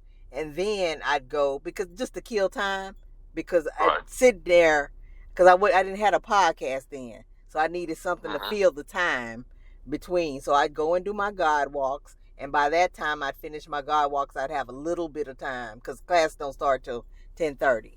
And she has to be at school for 8 o'clock. So between that time, I'd go and have my time with God and do my God walks and enjoy his creations in the park. And after that, I'd either go wash my truck, and by that time, it'd be time for our class to start. Yeah. So, okay, what group were you a part of in high school?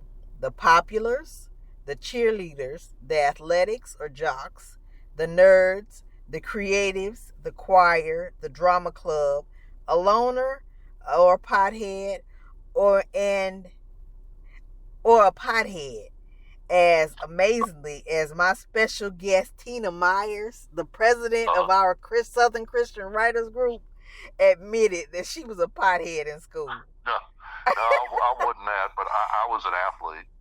Okay. As I mentioned earlier, and also I was actually, believe it or not, I was in grammar school. I've got a pretty good voice. I was in the choir. Oh, wow. And so that was, people don't believe that, but yeah, I was in the choir. So wow. I could say I was a choir boy. Do you still have a voice? Yeah, I can still sing pretty good. That's good. So obviously you're still using it. Well, when I hear the radio, I put the music on, I can sing, and I don't do it in any band or anything like that. Yeah, but you're still using it. Yes. Oh, yeah. Absolutely. Yeah. Okay, and how old were you when you started getting interested in the opposite sex? Say that again? How old were you when you started taking an interest in the opposite sex? Oh, well, when I went I was at Christian Brothers for a couple of years, which was an all-boys school. Okay. And then I went in 8th grade to Cole, which was a mixed, girl. So I'd say 8th grade. So whatever that is, 12 or 13, 12 or 13, whatever. All right. And when were you allowed to start dating? At what age? Probably in high school, I guess, when we were in 9th grade. Okay. We there's to the proms or to the homecoming dance and that kind of stuff. That would be it. Okay. Did you work as a teenager while going to school? Yeah. And where? At Dornax on Veterans Highway. Oh, wow. Yeah.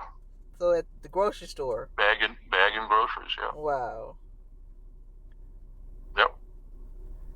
That's cool. Okay, what did you do after you first graduated from high school? Did you go on to college? Yeah. Start working, get married, have a child? I just went to college. Okay. I imagine you had to start knocking them reels out. You ain't had time for no breaks. Yep, that's true. Okay, and what did you... Okay, and what college did you go to? I started at UNO and played a year basketball because I was a good basketball player. Did you have a scholarship? No, I walked on. Okay. And the coach, after the first year, told me, he says, "Lucien, you're too small." Because I was 6'2", but I wasn't small, but I was too small to play basketball play forward. And he told me I had to concentrate on my pre-med and you're off the team. Huh? He was actually, that's what I needed. But hold on, you're 6'2", and he told you were too small? Yeah, because I played forward, and those guys were 6'4", 6'5" at least. Wow. So I was kind of small, and I wasn't a guard. If I was playing guard, I could probably do it, but I wasn't fast enough. And I was bigger. I was a bigger guy. And so he told me, he says, no, why don't you got to concentrate on your studies. Wow. And he was so right. So and I transferred to LSU in Baton Rouge. After that 1 year at UNO? Yeah. Okay. Yeah.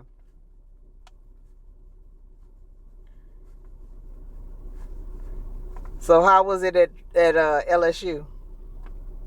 Well, it was about the same, but I was busier with a lot of friends. I had more friends there actually from high school. Okay. And I wound up playing intramural basketball and football, and it was a lot of fun. All the football games, and we had a lot of fun with it's a party school.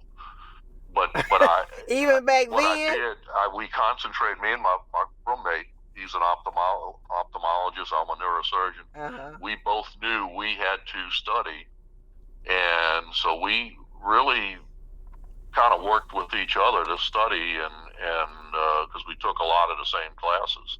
Okay. And we kind of reinforced each other. Wow. And we had fun, but we limited it. Yeah.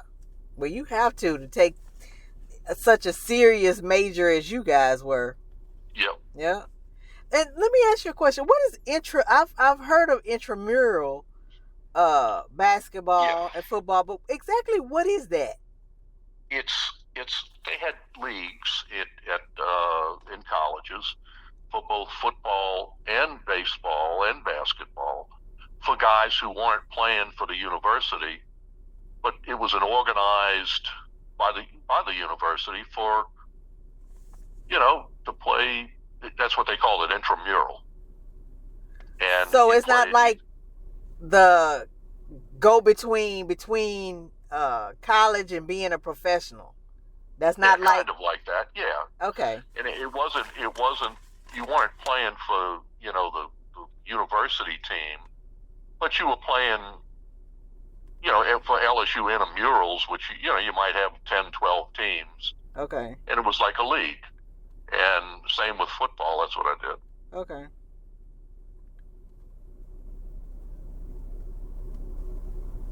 Wow. Thank you for explaining that. Sure. 'Cause I've heard that word before, but I didn't know what it meant. Right. Okay. And now is one of my all-time favorite questions that I ask my special guests about their relationships, and their marriages, their engagements, and their backstories. So you're married. Yep. How and where did you meet? What's your wife's name? Cheryl. Yep. Cheryl? Yep. Okay. And how did you meet her? Where did you meet her? And give us the backstory. Yeah, well, it's when I went to LSU.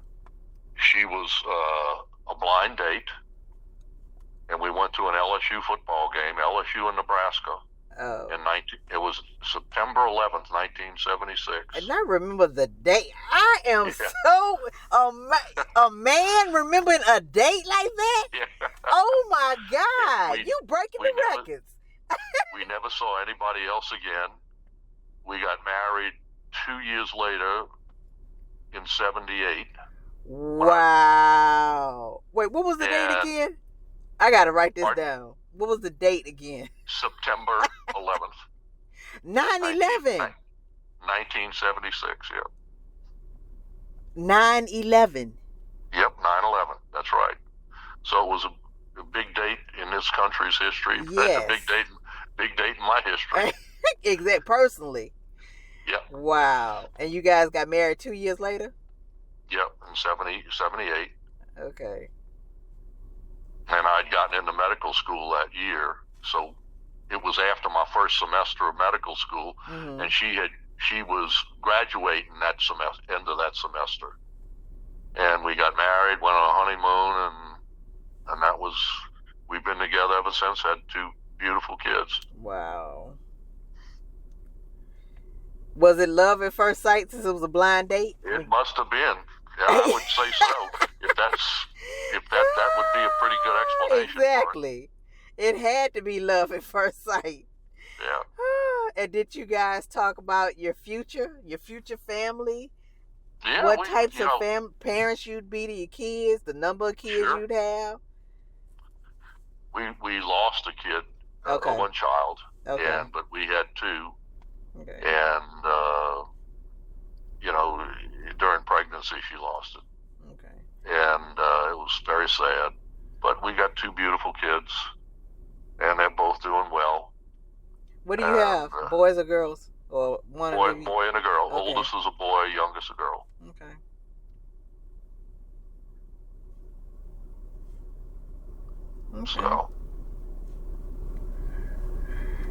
So y'all got a pair. Yep. Okay, and what type of wedding did you have? We had a beautiful wedding in Lafayette, Louisiana. Okay. And which was kind of halfway between. She was from Houston. Her parents were living in Houston, and we were in New Orleans. I'm from New Orleans. And so we met in the middle and had a beautiful wedding there, and then flew off to Hawaii for a honeymoon. Oh, wow. And then after the honeymoon, I had to go back to school. And she went to work. And what did she do? She was an office manager. Okay. In business. Actually in the oil business. Her dad was in the oil business, and she worked for Amoco and when it was in New Orleans.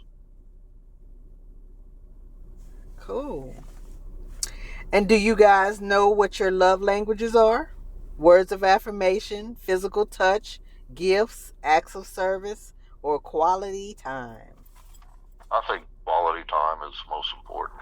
Okay. For us, with the 2 of us. Okay, so moving right along, what are your personal hobbies or pastimes? I love to fish and hunt. And remember, I don't play basketball or football anymore, but I love that. I watch it, a lot of it. Okay. And but I still fish. I mean, I could fish right off my seawall. I got a seawall and a dock. And is that part of the reason you moved to Florida? Yeah, part of it, but part of it, remember I mentioned my family. I got family here now. Oh, okay. As well, my sister and so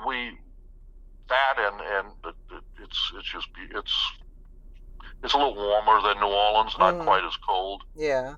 But I love to fish, and so that's what. You think New Orleans is cold? Well, it's colder than here. True, but I'm thinking about the people who live upstate, because I'm from Houston too, like your wife. Was she born and raised in Houston? Well, she not really. Her dad was in the oil business, so she was in several places. She started out. Her parents lived in, when she was born. They actually lived in San Francisco. Oh, okay. But she lived in Midland, Texas, Houston, and Lafayette. He got moved around.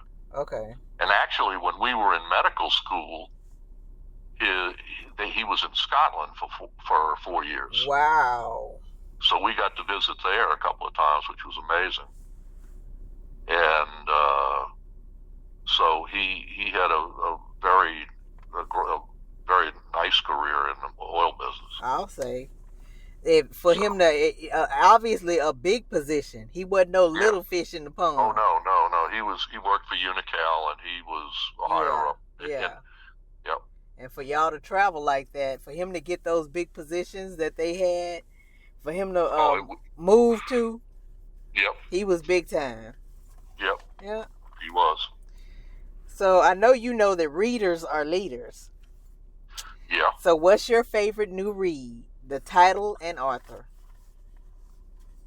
You know, I read the last book I read about a month ago was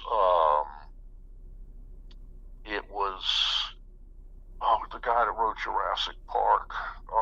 What's the guy that wrote Jurassic Park, Cheryl? Michael Crichton. Okay. And it was a book. Actually, he's been dead for a while, and his wife found a manuscript that he hadn't finished, and she got a guy who's a author like her husband and writes similar novels named Patterson. Wow. It was John Patterson. But anyway, I like that kind of sci-fi stuff, and okay. I've read mostly that kind of, but I love history also. Okay. I've read a lot of Civil War history, a lot of World War II history, with my father being in World War II, and his brother was actually killed in World War II. Oh, wow. So I've got amazing respect for the World War II generation. Yeah. And so I've read a lot about World War II. Wow. So my husband has a liking for science fiction. One of his favorite shows he used to watch was Farscape, and one of the main characters in the movie was named Zahn, Zhaan. And that became, we went through baby books because she's his only child. He helped me take care of all of my older 3 children, but she's his own one and only child. And I even had to, because he was like, I don't need any kids, because I was trying to talk him into having his own child, but he was like, I don't need any kids of my own. I was like, yeah, you need a child of your own. And so we spent hours and days. We bought all of her baby stuff from it was a baby store. I think it's called the Baby Store off of the Causeway in Metairie. Yeah. We bought I know what you're talking about. Yeah, we bought all exactly her. What you're talking yes, about. We bought all her comfort. She had a custom comforter, the baby bed, and we bought her this 5-foot giraffe. We no longer have it. And this was exciting that he was having his first child. So that shows how really he was excited. He just didn't want to ask me because he know how much I had been through and how much I was dealing with my other kids. But he deserved his own child because he goes over and beyond for her. That is one little blessed girl, and she's amazing. She's an honor student at it used to be Lusher. Now it's been renamed the Willow Schools. They have the lower school, the middle school, and she's at the high school now. But because the last year it used to just be the lower school and Lusher Higher School, but last year they, in addition to the name change, they opened not last year, when she was going to 6th grade, they opened a middle school that's coincidentally directly behind the high school. And they made that the middle school, and they made it so they took the 5th graders out of the elementary school. So now the middle school is 5th, 6th, and 7th grade. And she started that school the year they began the middle school. Okay. Yeah, so and I love that because everybody would be new. So she wouldn't have to worry about being the new kid, the new girl. Right on the block. Yeah. Right. And she didn't have that to worry about because everybody was on the same level. It was a level playing ground. Everybody was looking around, trying to find their way to their classes and getting used to the new building. So everybody was on equal ground. But I love her to death.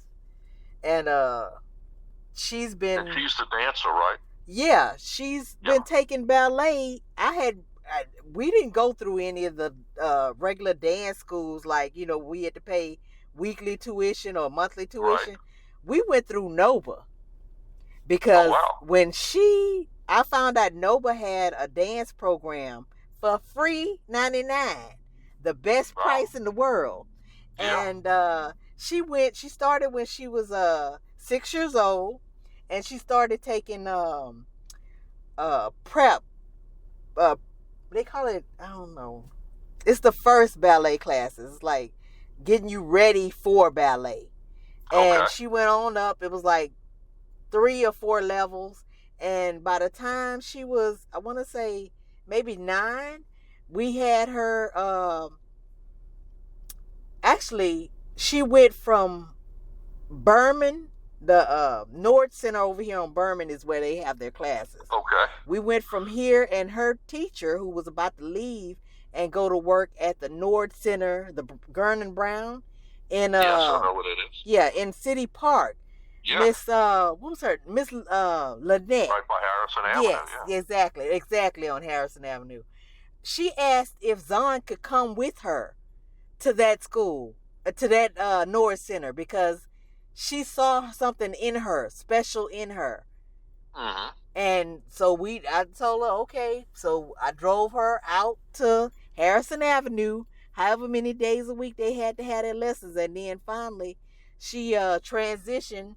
I found out about them having, that still was in the regular program, but I found out about them having auditions for the pre-professional program. So she started that about 9 years old, and she's been in there ever since. So now she's on orange level. Yep. And she's how old now? She's made 14 on Sunday. That's the miracle baby. Yes, that's the miracle baby. Because and I got pregnant with one tube. One tube. Well, it worked. Oh, you telling me it really worked. But I love her to death, and she's a great student. She's an honor student. She has been taking ballet, like I say, since she was 6 years old. Nova's having their annual Nutcracker Suite show on this coming Sunday, on the day of my anniversary. That normally I use that day to pray and give thanksgiving to God for leaving me here. And but we'll be spending that day as opposed to going to church, because it's going to be on Sunday again. We'll go to the 3 o'clock and the 6 o'clock show and enjoy her performances. Yeah, that's terrific. Yeah, but that's terrific. Yeah, she's definitely a miracle baby, because the fact is that if you would have had this hemorrhage a few weeks before that, could have been a catastrophe. Yeah. Yep. And what would have happened? I would tell you what would have happened.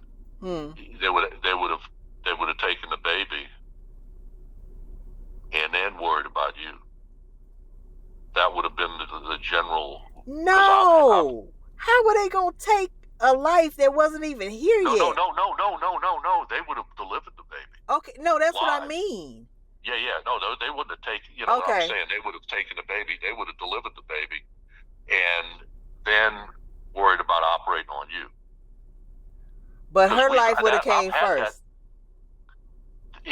Because this was the rationale behind that.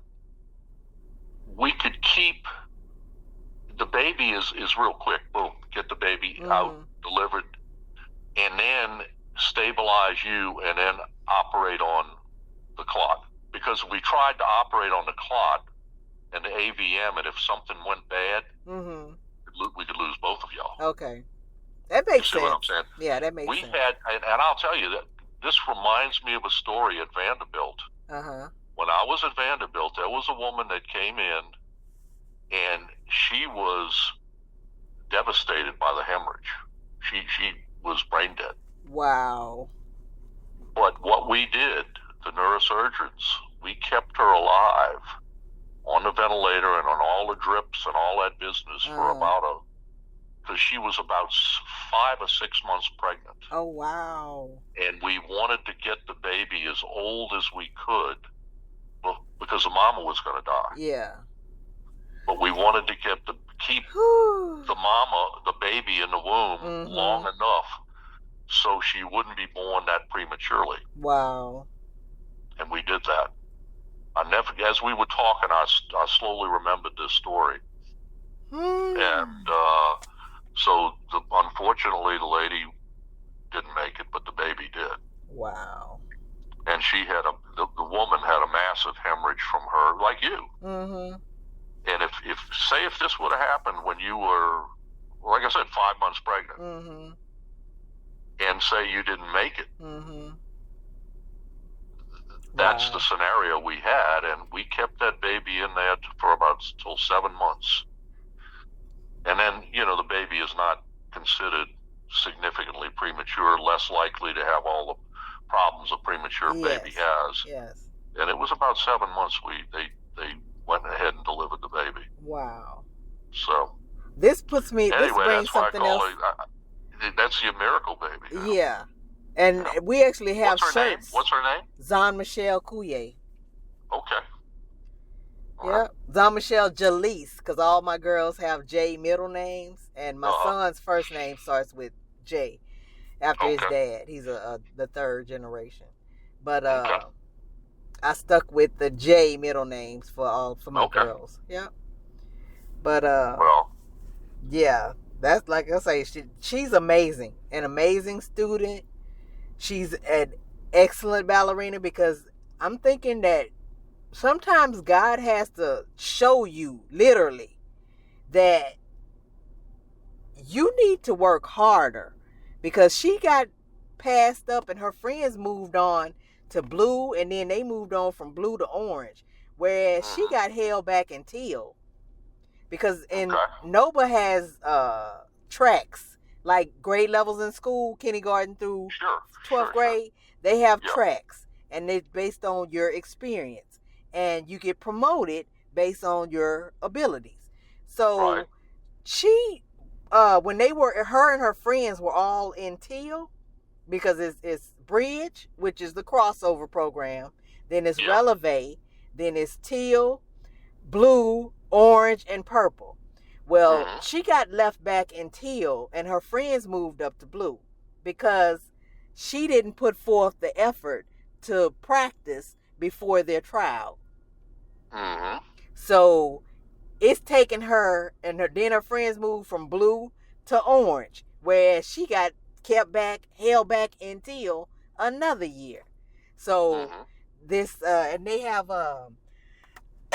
in the summertime, they have special visiting artists that come and do, they call them, like these short learning in a little bit of time. What do they call that? It's camps that they go to, but it's enrichment. Okay. Yeah. Okay. I can't think of the name. It's a name for it. Huh? I can't either. Yeah. But yeah, so this last time, in order for her to move up to orange finally and pass up blue completely, her teacher obviously saw that she was putting forth more effort and thought that she deserved to move forth. So now she got a whole different attitude. Sister is dancing around the house, even on her off days. And I'm like, when it finally clicks, it clicks. Exactly. But sometimes God has to put you through some stuff for you to get to where he needs you to be. Right. So and you got to, and what a lot of people don't realize, that once you hit a certain stride or get that certain level, there's no stopping you after that. No. And even though she doesn't want to be a professional ballerina, but she plans on attending Tulane. I asked her if she was gonna dance, because that's where they have their shows and stuff, and they have a ballet a dance program there. And she said no, but she likes that it's a stress reliever, because she stresses sometimes about her assignments and her work. But like I say, she's a great student, so ballet is like her it's a way out. Her release. Yes, her release. Yes. So even if she doesn't go all the way and be a professional ballerina. It's just a release. It's exercise because ballerinas are actually good athletes. Absolutely. They have to have a lot of strength, core strength, to dance on their toes the way that she's getting ready to learn. And it takes years to get up to that point. You can't just go and put on a pair of point shoes and think you're going to get out there and dance. No. It takes years of training. So, yep. But she even got, now that she's in Orange, they were gifted, the NOBA program were gifted point shoes from a company that NOBA had. I don't remember who donated the shoes, but the girls got free point shoes. Oh, wow. So that's another blessing in disguise. So it's like, we're good. Oh, absolutely. We're good all the way around. Yep. Absolutely. So what do you believe was the best year of your life and the worst?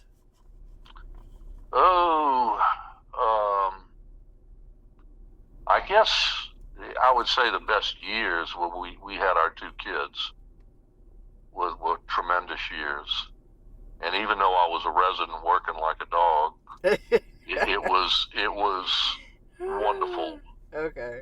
Absolutely wonderful. And the worst, I tell you, the hardest year has been the past year or two, being retired, and we lost our little dog who we've loved. We had for 14 years, actually, almost. Oh. And it was very, very hard because he was like another child for us. Yeah, exactly. After our kids left the house. Yeah.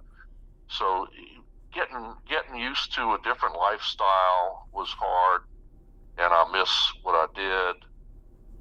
But you don't want to do it forever. Wow. As we said earlier, you want to spend some time with family and stuff like that, which we do more, but still it was very hard. But losing that little dog was very, very hard. Wow. So. Okay, I know that being a doctor is quite stressful. What self-care habits do you do to take care of your mental health? Well, the thing that I've done through the years is just like you were saying with your daughter with the ballet, is I work out. Okay. And I'll work out regularly. When I was working, I would work out maybe 4 days a week. Now I work out 5, sometimes 6 days a week, just to keep the pounds off, but also for stress relief and that kind of stuff. Yeah. And then, you can't fish every day unless you're a professional fisherman. But then I got some friends here that are really good fishermen, and we go fishing and that kind of stuff. So. Okay. So you still you putting your hobbies are more than just hobbies now. Yeah. Right. Yeah. Right. Yep. Okay. All right. And what do you do to regularly further educate yourself, such as reading books, listening to podcasts, attending church, Bible studies, seminars, or workshops? Mm-hmm. I know you mentioned before that you're a part of a hospital group with the college. It's a college, Eckerd College, which is about a couple miles from the house, and I belong to that group where we give lectures and seminars. Okay. And so that's that, and I still do a few things with medicine. I'm a consultant with some fusion, where we do spinal fusions. Okay. And I don't do them anymore, but I would consult on some.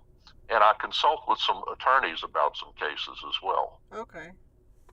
So, I keep my head in the game that way, in addition to those other ways. Okay. It's amazing how when I went to visit your office and track you down. Yeah. Because, like I say, anything worth having is worth working for. And I really put forth the effort to track you down because I was so disappointed when I went in there and they told me, "Oh, he's retired." I'm like, Becky was helpful too. Yeah, Becky she really was very. Yes, she was.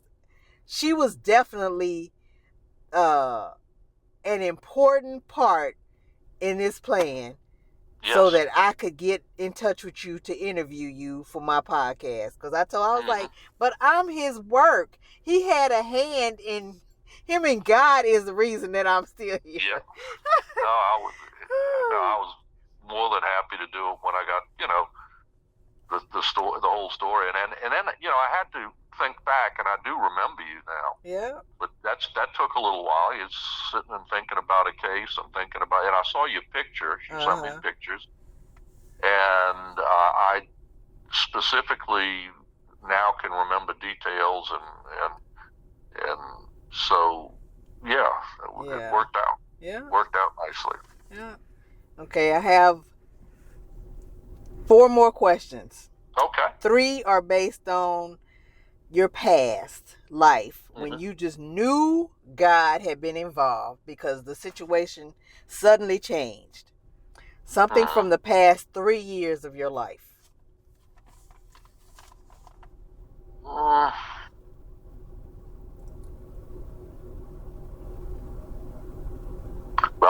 I guess seeing one thing that was came on at the same time that I was retiring, was my daughter got married. Okay. And that was, because retiring, it was a very unsure thing, or I should say unsure, but, I was worried that, I wasn't going to be Dr. Mirrane, but I am still Dr. Mirrane. Yeah, you always be Dr. Mirrane. Right. Who else would you still, be? In your mind, you wonder about things like that. It's kind of stupid, but it does. Because you're doing that full time, and so that. But then when I got to see my daughter, she was so beautiful in wedding dress, and it was I guess God saying, "Yeah, you're gonna be fine. You're gonna be fine." Yeah. So God allowed you to actually be a part of seeing your daughter get married. Yeah. And enjoy it thoroughly. Were you retired then? No. You see, that I was still working. Okay. But I retired a month later. Oh. So it helped me bridge that change in my life. Okay. Wow. So. Yeah. I'm writing down. I'm making notes. Yeah, that's fine. That's fine.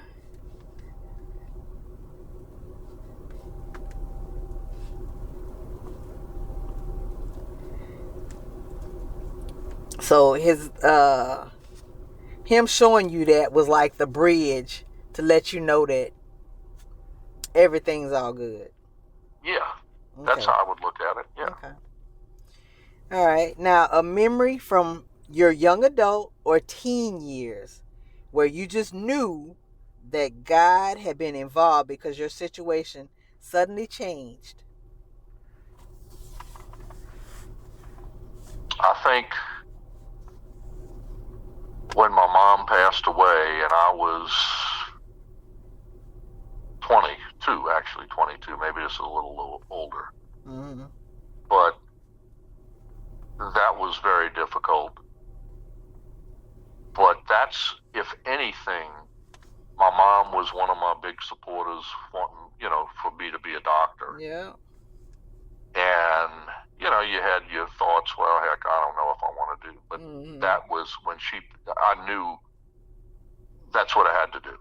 And I had to, buckle down and study harder and all that to succeed. Yeah. And I think that played a part in that, a big part probably. So her wanting you to pursue a career as a physician. Yes. Yeah. And then she passes away before I even got to medical school. Wow. And it's something that I felt that God would want me to do. Yeah. And Mom certainly would. And I think, she's proud of a little boy, Yeah. And don't we all want that? Yeah. Yeah.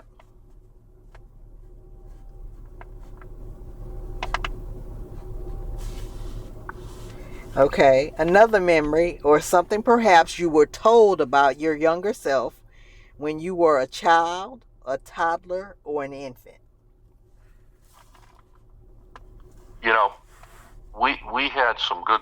My mom had a very, very good friend, and I was probably about 7, 8 years old, and I'd go to their house and play with her sons.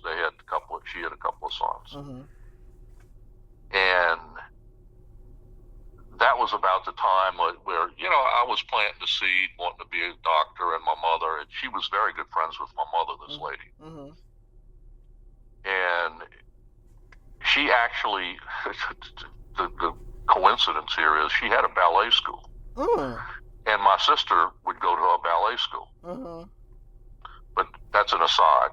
But her name was Aunt.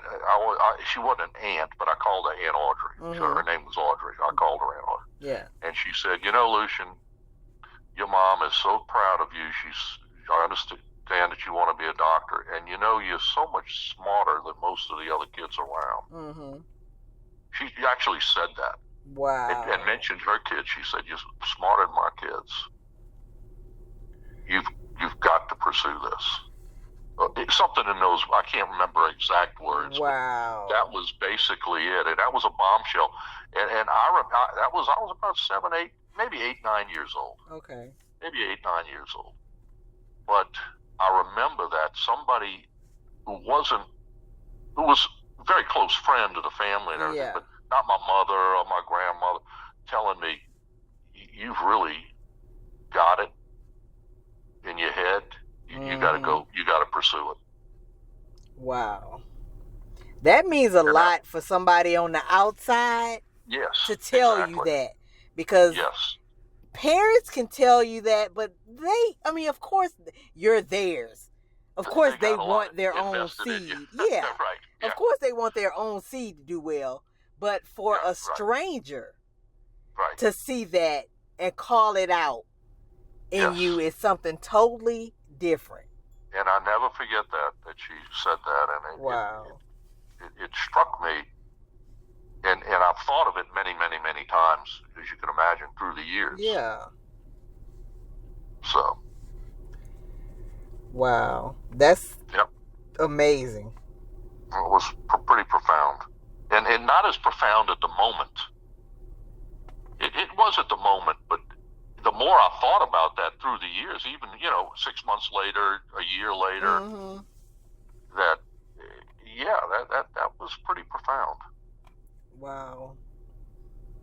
So all your studying paid off. Yeah. Yes, it has. Congratulations. Thank you. From part of your work. Yes. And that's just you can imagine, but again, it's hard to imagine from my standpoint the feeling that I got from helping people. It is an amazing feeling, and it would keep you going in times of trouble, and when you're down about something, or you think back. Yeah, you helped. I helped a lot of people, and you tend not to look at that in the moment. But if you look back, you really did do some good. Yeah. And that's what being in this life is about. Every day is a lesson to be learned, and you're here to be a good person. Treat people nice, love on each other, skin color, race, creed, sex does not matter. No, we're here to be servants of God and to serve humanity. Yes. So that's important. Very important. So that's why I'm like, thank you for your hand in, because you played a major part in me still being here for such a time as this. And for God allowing me to have this platform to share my many messes that He turned into messages for me to give to the masses, to show that you don't have to be perfect and have it all together, because we all are a bunch of, you may not have the same life story that I have, but we all are messed up. Nobody's perfect. Oh, no, we don't come close to no, that.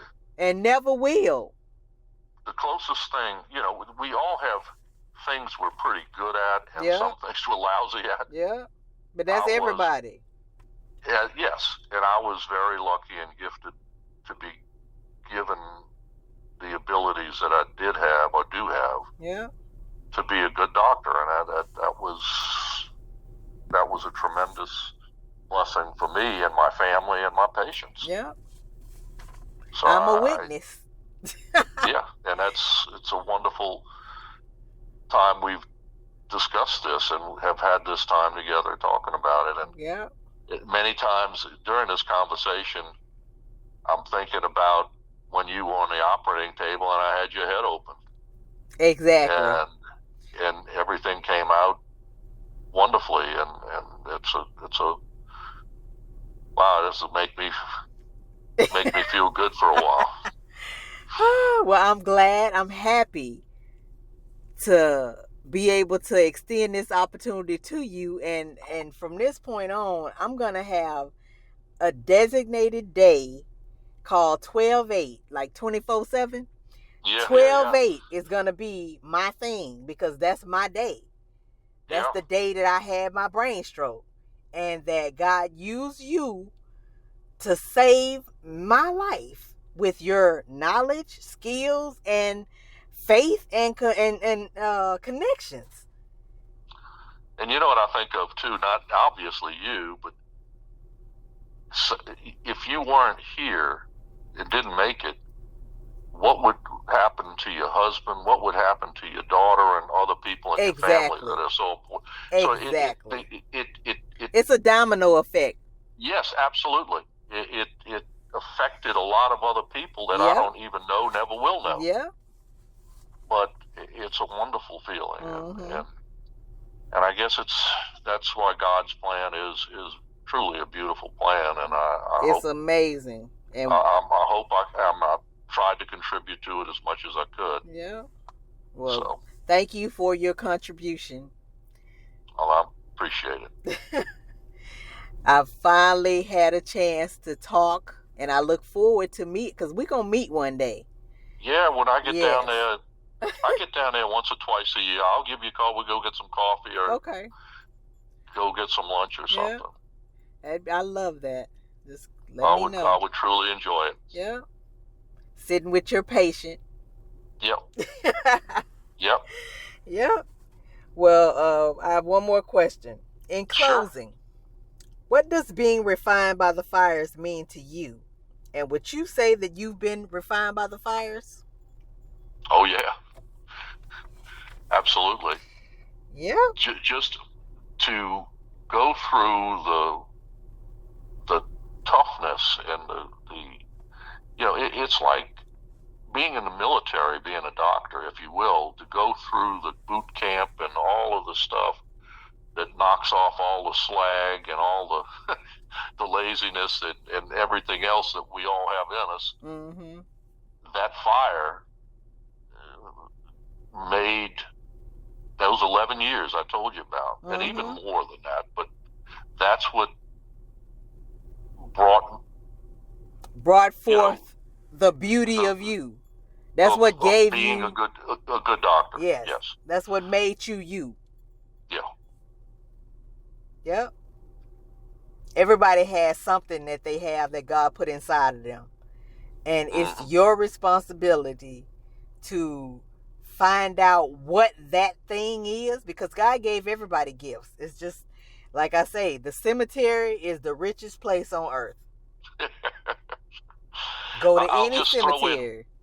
One last thing, if I could. I had the department chairman that I had, who was, my boss, basically, through my residency. And he used to ride me just incessantly. Yeah.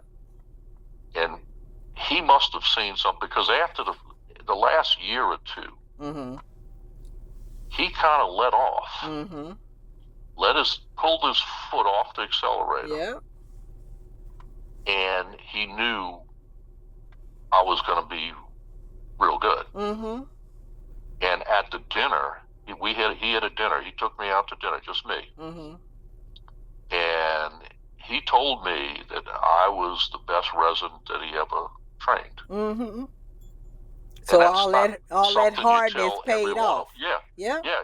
And the only thing I can figure, why didn't he just fire me and get rid of me? Because you were good. Do that.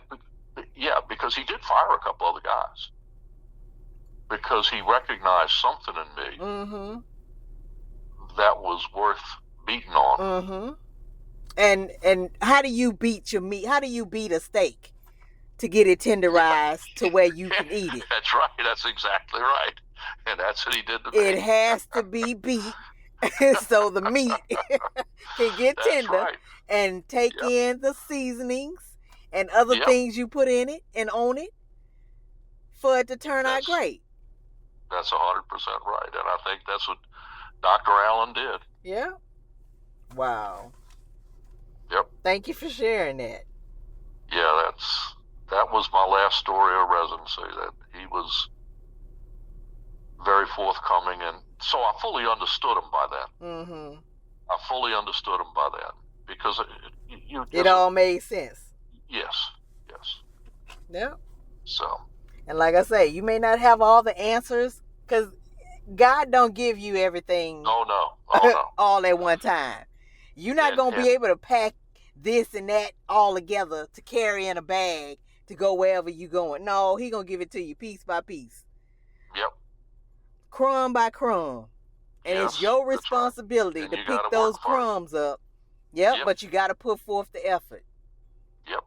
And that's what, through Dr. Allen, that's what he did. Yeah. Wow.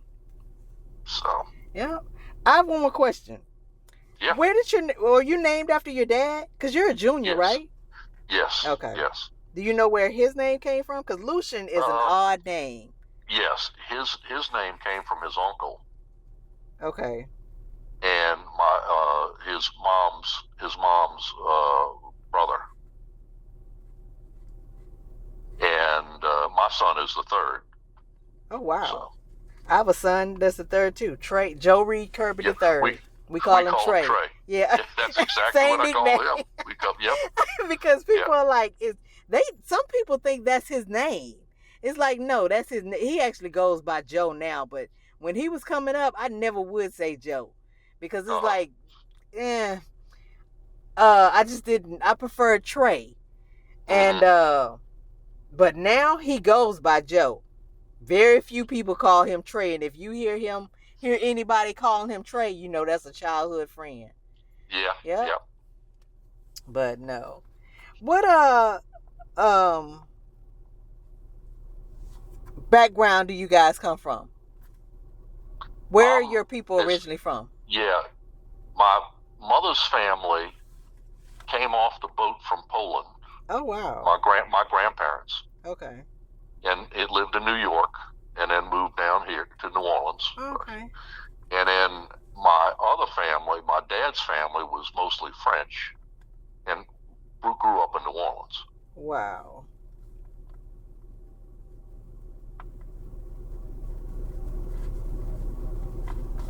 So they were already, when they came from France. Oh, they came. You know, a lot of people did that. 1850s they came to New Orleans. Okay. And my other grandparents came from Poland right before World War I. Okay. So in around 1915 or something like that. Wow. Because you have an odd name. Lucien Mirrane, that's not a common name at all. Not at all. No. And Lucien, I figured you had to be, that's an old family name. Yeah. That's not just somebody, I'm going to name my baby Lucien. Right. No, you named after somebody. Name. Yeah. Yep. Well, I thank you for your time. It's been a pleasure. I've enjoyed it. It truly has been my pleasure too. So we've both had a good time. Yep. So let me pray us out.